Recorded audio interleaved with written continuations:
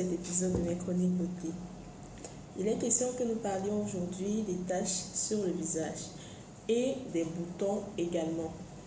À quoi est-ce que ces taches sont dues et à quoi est-ce que l'apparition des boutons au niveau du visage sont dues? Premièrement, c'est important de savoir que tout se trouve au niveau de votre alimentation. Ce que vous mangez très souvent influence ce qu'on retrouve au niveau de votre peau. Donc, ce n'est que la résultante de ce que vous avez l'habitude de consommer, très simplement. Aussi, il y a des produits que vous avez l'habitude d'utiliser, des produits dépigmentants que vous utilisez, qui peuvent avoir pour conséquence le fait d'avoir plusieurs boutons au niveau du visage et tellement d'acné. Quelquefois, ça met mal à l'aise. Donc, généralement, dans les produits que vous utilisez, il y a de l'hydroquinone. Il y a plusieurs composantes qui influencent votre peau. C'est important de le savoir. À côté de ça, il y a des facteurs extérieurs qui peuvent également jouer, à savoir le climat, que nous soyons en saison sèche ou en saison pluvieuse. Il y a des personnes qui développent cette allergie-là de manière naturelle. Donc, certaines personnes, quand on est en saison sèche, elles ont l'habitude d'avoir non seulement des boutons, mais qui, après, laissent d'énormes taches qui sont vraiment tenaces à disparaître. Donc, voilà un peu. Seulement, il existe plusieurs méthodes, plusieurs pratiques, plusieurs astuces qui pourraient bien évidemment vous aider à venir à bout de toutes ces taches-là et de tous ces boutons-là.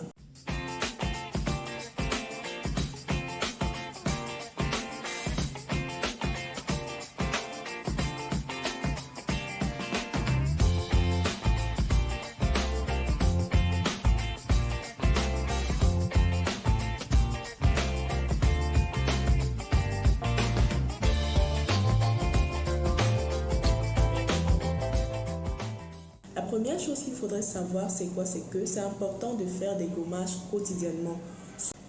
Seulement, quand on a des boutons au visage, il y a certains produits qu'on n'utilise pas dans les gommages, comme de l'abricot, du sucre. Pourquoi? Parce que ça va tout simplement irriter votre peau et ça pourrait bien évidemment abîmer votre film hydrolipidique. Et je doute que ce soit ce que vous vouliez. Donc, quand vous faites des masques, si vous avez des boutons, évitez d'y mettre des produits comme du sucre, de l'abricot, c'est important. À côté de ça, il faudrait faire vos masques de manière régulière. Les masques, ça peut se faire 2 fois par semaine, ce qui n'est pas le cas pour les gommages.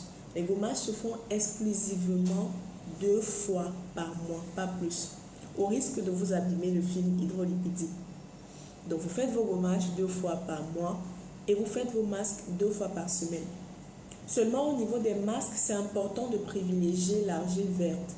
Donc, vous prenez un peu d'argile verte, vous appliquez sur votre visage avec un peu d'eau. C'est important parce que ça joue efficacement contre les boutons.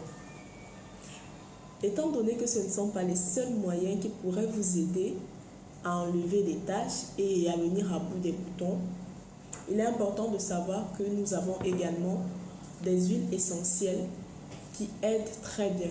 Non seulement des huiles essentielles, mais des huiles végétales également, qui peuvent très bien vous aider dans le processus de nettoyage de votre visage. Ça, c'est très important. Donc, je résume. Première chose, c'est au niveau de votre alimentation. Il y a des personnes qui ne digèrent pas des arachides, par exemple. Certaines personnes, quand elles mangent des arachides, cela se traduit très rapidement au niveau de leur visage. Ceci par la présence des boutons. Et des boutons, généralement, que quand vous pressez, avant qu'ils ne soient à maturité, vous laissent d'immondes taches. Donc, la seconde chose qu'il faut savoir, c'est quoi? C'est que le facteur extérieur comme le climat et autres, ce sont des choses qui influencent votre peau, très simplement. Donc, pour venir à bout de cela, c'est très simple. Contrôlez votre alimentation. Essayez de privilégier des gommages et des masques. Et puis, associez à cela tout simplement soit de l'huile essentielle d'arbre à thé, soit comment dirais-je, soit des huiles végétales, tout simplement.